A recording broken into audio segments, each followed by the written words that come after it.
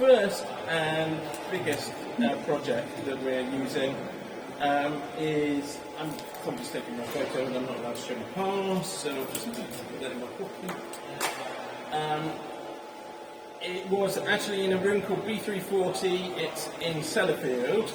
Sellafield, large parts of it are under remediation. It's the biggest nuclear site in the UK, but it's no longer power generating or even processing fuel.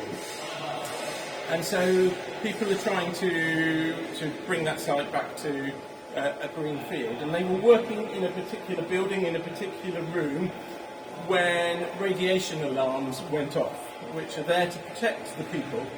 So they made an emergency evacuation, shut the doors and sealed it behind them.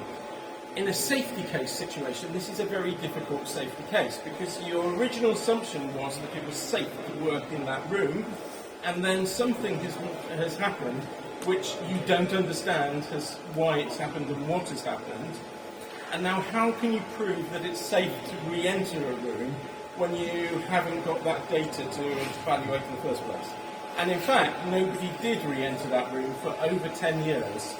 The first thing that went back into that room is Spot, and Spot has got a lot of advantages in our eyes in that where humans can go, so up steps, opening doors, we're able to operate Spot in a very similar environment and very reliably.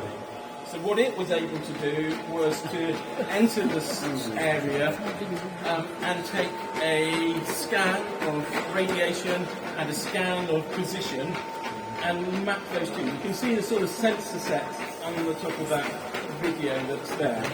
And that gives you a lot of more information about how big the risks were. What we've also found is that operators have taken to the use of Spot considerably and have gone to do much more work than we originally expected.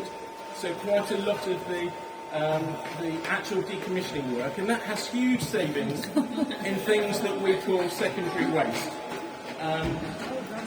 You're not allowed to shoot photographers.